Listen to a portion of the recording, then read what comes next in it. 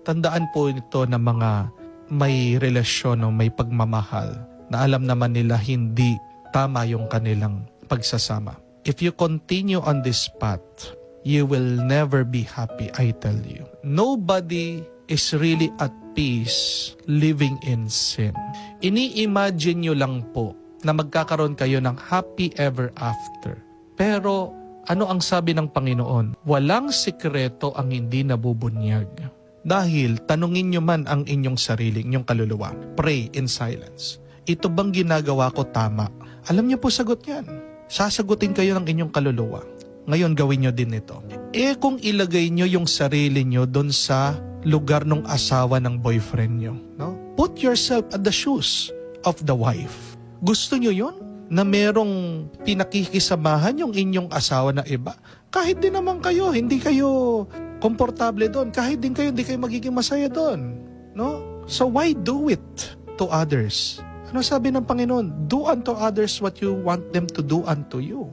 Masaya ba kayo na nagiging instrumento kayo ng kasiraan, ng tuwa ng ibang pamilya? Can you live with that? Can you sleep well knowing na nag-aaway yung mag-asawa dahil sa inyo?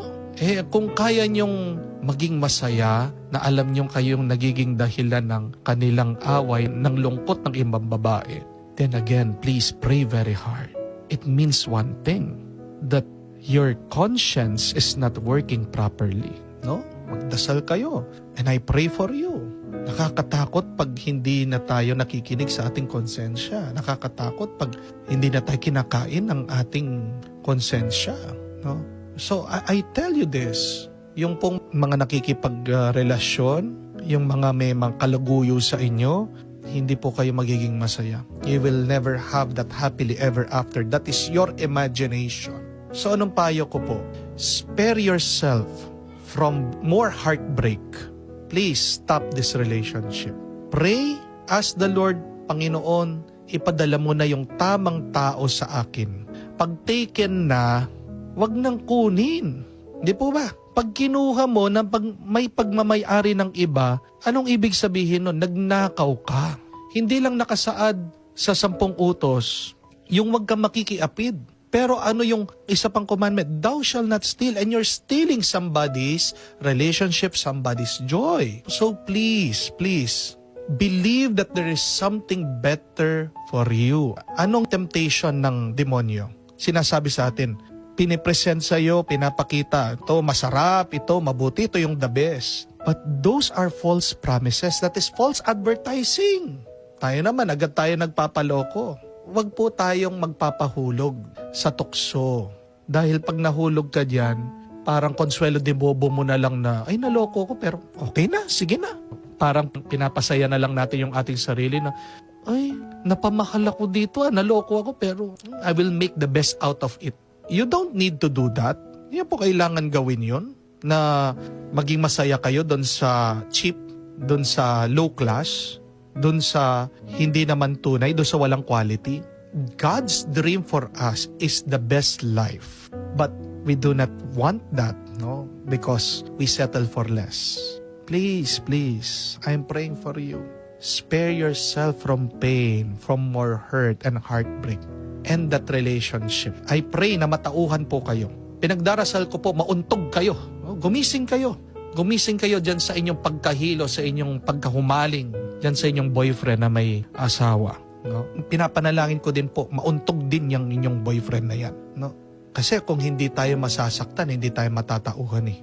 So pinagdarasal ko po na kayo ay masaktan. Hindi dahil kayo ay masama. Pero pinagdarasal ko bakit kayo masaktan para lang matauhan kayo at para idala kayo ng Diyos dun sa mas mabuti, mas maganda at mas makakapagbigay ng tuwa sa inyo.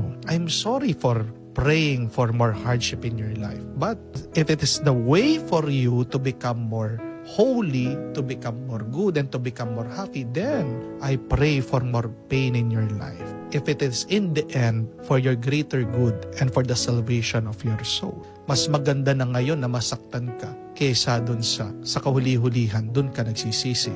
Ang pagsisisi na napakarami ay habang sila'y nasa kama ng kamatayan, pinagsisisihan nila yung kanilang mga kasalanan. And I'm telling you, you're doing one big sin by being the source of unfaithfulness of that married person.